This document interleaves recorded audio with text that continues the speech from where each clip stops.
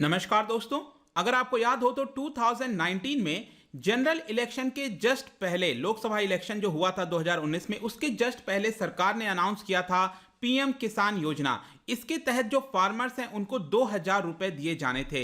लेकिन अभी रिसेंट में जो आरटीआई के तहत यहां पर खबर सामने आई है, उसमें यह पता चला है कि बड़ी मात्रा में जो अमाउंट है वो गलत हाथों में चला गया है। मतलब कि जो डिजर्व नहीं करते उनके पास भी ये पर्टिकुलर अमाउंट चला गया है। यहां पर आप देख सकते हो, center page ₹1,364 crore to over 20 lakh undeserving beneficiaries under PM Kisan. तो ये पूरा मामला है क्या, पीएम किसान है क्या, कौन से राज्य में सबसे ज्यादा अमाउंट गया है, इन सब के बारे में जानेंगे। चलिए आगे बढ़ते हैं। मैं हूं अंकित अग्रवाल और अपडेट के लिए आप मुझे फॉलो कर सकते हैं इंस्टाग्राम, फेसबुक और ट्विटर पर। मेरे लेक्चर की हर पीडीएफ आपको फेसबुक पर तो मिलेगी ही, प्लस साथ में आप मेरा टेलीग्राम चैनल ज्वाइन कर सकते हैं by searching Ankit Agarwal official. और अगर आप यूपीएससी की तैयारी कर रहे हैं तो आपके लिए सुनहरा मौका है। स्टडी के लिए आपके लिए स्मार्ट कोर्सेज, जिसके थ्रू आप अपनी प्रिपरेशन और भी ज्यादा अच्छे तरीके से कर सकते हैं। तो सबसे पहले समझते हैं दोस्तों हुआ क्या है। तो बताया जा रहा है राइट टू इंफॉर्मेशन के तहत एक क्वेरी यहां पर मांगी गई थी यूनियन एग्रीकल्चर मिनिस्ट्री से।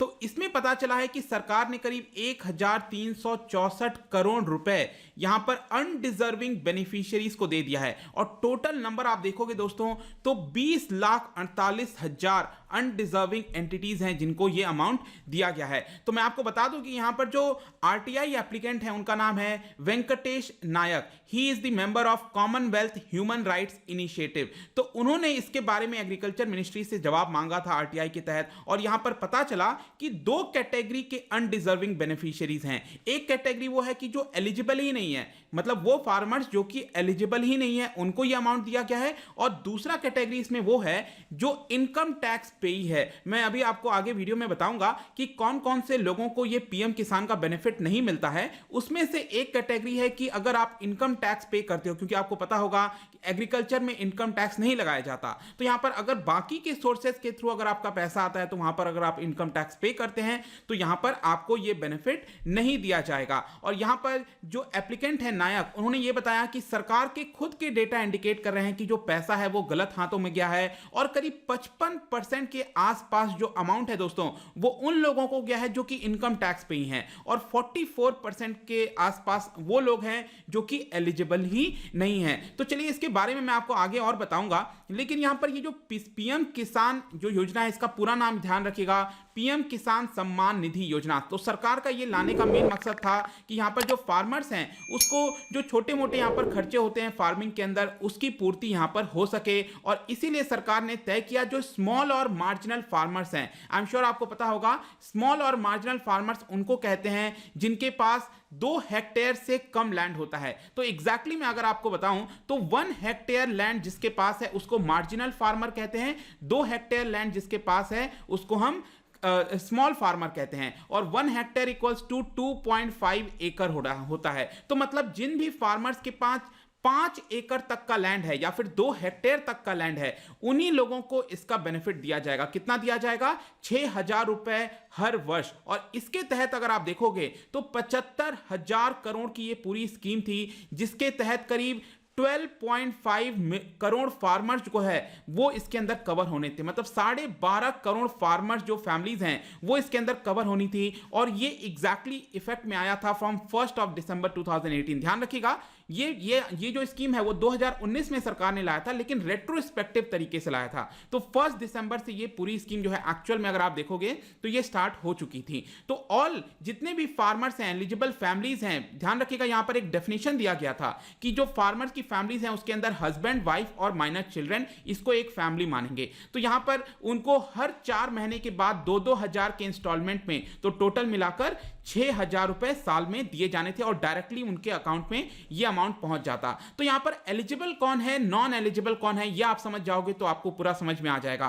तो एलिजिबल वो है, सबसे पहली बात, आपके नाम पर वो लैंड होनी चाहिए। ध्यान रखिएगा, लैंडलेस फार्मर के लिए नहीं है। और हमारे देश में एक सबसे बड़ी समस्या है कि बहुत सारे फार्मर जिनके पास लैंड नहीं है उनको इसका बेनिफिट नहीं मिल पाता। तो अगर आपके नाम पर लैंड है तभी आप स्कीम का फायदा ले सकते हैं। ये आपके एग्जाम पॉइंट ऑफ व्यू से याद रखना, ये अर्बन और रूरल एरियाज दोनों के लिए आपके एग्जाम में कंफ्यूज कर सकता है कि क्या ये सिर्फ रूरल एरियाज के लिए लागू है पीएम किसान। नहीं, दोनों यहां पर स्मॉल और मार्जिनल फार्मर्स, जैसा कि मैंने आपको ऑलरेडी बता दिया। लेकिन सबसे इंपॉर्टेंट चीज यहां पर ध्यान रखने की है, कौन कौन लोग एलिजिबल नहीं है। आपके एग्जाम में आ सकता है कि which among the following are not eligible under PM Kisan Samman निधि योजना। तो ध्यान रखिएगा, अगर कोई इंस्टीट्यूशनल लैंड होल्डर्स है, मतलब कि उसके पास छोटे छोटे 2-2 हेक्टेयर करके बहुत सारे लैंड है, इंस्टीट्यूशनल है, तो वो एलिजिबल नहीं है। अगर आप कोई रिटायर्ड ऑफिसर हो या कहीं सेंट्रल और स्टेट गवर्नमेंट के अंदर या फिर इवन पीएसयूज के अंदर, तो आप इसके लिए एलिजिबल नहीं है। अगर आपका इकोनॉमिक स्टेटस हाई है, कई सारे बेनिफिट्स ले रहे हैं आप, तो आप एलिजिबल नहीं हो। अगर आप इनकम टैक्स पेई हैं, जैसा कि मैंने आपको ऑलरेडी बताया,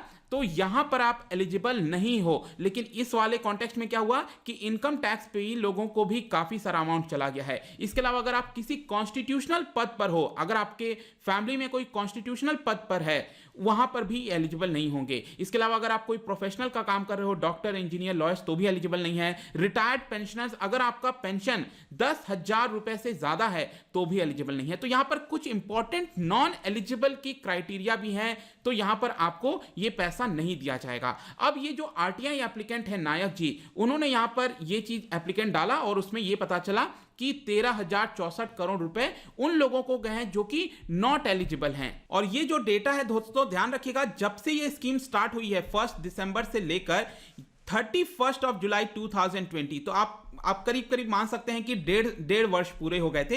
तो इन पूरे 1.5 वर्ष के अंदर यहां पर कितना अमाउंट जो है 1364 करोड़ रुपए गलत हाथों में गया। अब अगर हम राज्य की बात करें, कौन से राज्य में सबसे ज्यादा गलत अमाउंट गया है, तो 5 ऐसे राज्य हैं, पंजाब, आसाम, महाराष्ट्र, गुजरात और उत्तर प्रदेश। और यहां पर मैं आपको बता दूं कि जितना भी गलत अमाउंट गया है उसमें से पंजाब सबसे टॉप पर है। 23% अमाउंट, टोटल अमाउंट में से 23% अमाउंट, जिसके अंदर टोटल बेनिफिशियरीज आप देख सकते हो 4.74 लाख, इतने पर्टिकुलर पर्संस हैं जिनको यह अमाउंट गया है। दूसरे नंबर पर है आसाम, 3.5 लाख के आसपास बेनिफिशियरीज हैं। महाराष्ट्र के अंदर 2.8 लाख बेनिफिशियरीज हैं। तो ये तीनों अगर आप स्टेट मिला दोगे, पंजाब, आसाम, महाराष्ट्र, ये अकेले में 50% से ज्यादा गलत बेनिफिट का फायदा उठाया है इन राज्यों के अंदर जो लोग रह रहे हैं। इसके अलावा गुजरात है चौथे नंबर पर 8%, उत्तर प्रदेश है 5th पोजीशन पर और 8%। इसके अलावा अगर सबसे एंड में यहां पर सिक्किम है, क्योंकि वहां पर सिर्फ एक ऐसा बेनिफिशियरीज था जिसको गलत तरीके से यह अमाउंट गया हुआ है।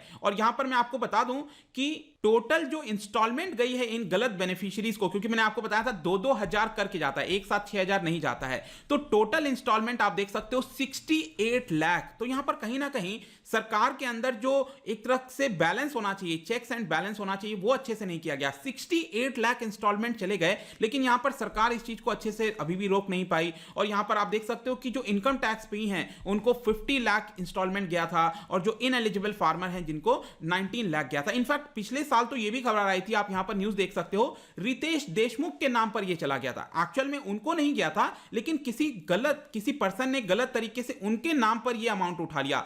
हनुमान जी के नाम पर यहां ये उठाया गया, पाक स्पाई उसके नाम पर ये चीज उठाया गया। इस तरह की चीजें यहां पर सामने आई थी, पिछले वर्ष भी इस तरह की चर्चा चल रही थी। लेकिन यहां पर एक सबसे बड़ा क्वेश्चन आता है कि आखिरकार कैसे हो जाता है, यहां पर सरकार कैसे गलत लोगों के हाथ में ये पैसा चला जाता है। तो बेसिकली क्या होता है, यहां पर स्कैमस्टर्स होते हैं जो गलत काम करते रहते हैं, और सरकार जो भी स्कीम लाती है उसका गलत फायदा उठाने की कोशिश करते हैं। तो आपने अक्सर देखा होगा, बार बार कहा जाता है कि अपना जो आधार नंबर है उसको पब्लिकली कहीं इसी तरह से शेयर मत करिए, क्योंकि ये क्या करते हैं, जो पब्लिक में अवेलेबल आधार नंबर है उसका इस्तेमाल करते हैं, जो पर्सन का नाम है, सब कुछ डिटेल है, बैंक अकाउंट वगैरह अपना लिंक कर देते हैं और इसको भेज देते हैं सरकार के पास। और उसमें से बहुत सारे ऐसे अकाउंट होते हैं जो कि एक्सेप्ट हो जाते हैं, क्योंकि सरकार एक एक चीज खुद तो चेक करेगी नहीं, इतने सारे बेनिफिशियरीज हैं, करोड़ों बेनिफिशियरीज हैं। तो इसके लिए एक सॉफ्टवेयर है, public financial management system software. इसके तहत क्या हो जाता है कि बहुत सारे ऐसे स्कैमस्टर्स हैं जिनका अकाउंट रजिस्टर हो जाता है, और ऑटोमेटिकली क्या होता है, हर 4 महीने के बाद 2-2 हजार जो इंस्टॉलमेंट है, अमाउंट है, वो आपका जाता रहता है। तो इस तरह से स्कैमस्टर्स गलत फायदा उठाने की कोशिश करते हैं। और लास्ट में एक क्वेश्चन आएगा कि क्या ये जो अमाउंट गया है, लॉस हुआ है 1300 कुछ करोड़ रुपए का, क्या ये सरकार के पास वापस पास आ सकता है। तो ऐसा बताया जा रहा है मीडिया रिपोर्ट्स के द्वारा कि प्रोसीडिंग्स स्टार्ट कर दी गई हैं ताकि अमाउंट रिकवर किया जाए, लेकिन मुझे नहीं लगता कि यहां पर किसी प्रकार का अमाउंट रिकवर कर पाया जाएगा, क्योंकि आप खुद सोच के देखो इतने 20 लाख के आसपास बेनिफिशियरीज हैं। आपको लगता है कि जो गलत काम कर रहे होंगे उनका पैसा उस अकाउंट के अंदर ही होगा? कब का वो तो पैसा निकाल चुके होंगे, और पैसा निकालने के बाद आपको लगता है कि क्या सरकार एक एक पर्सन के पास जाकर ये अमाउंट कर सकती है? तो यहां पर बेस्ट सोल्यूशन यही होता है कि हमारे पास प्रॉपर सिस्टम हो, सॉफ्टवेयर हो, बेटर तरीके से चेक्स बैलेंस किया जा सके। इसके ऊपर सरकार को ध्यान रखने की जरूरत है। आई होप दोस्तों ये जो पूरा वीडियो था जहां पर न्यूज में काफी ज्यादा चल रहा था कि पीएम किसान का कुछ पैसा गलत हाथों में गया, इसके बारे में आपको समझ में आ गया होगा।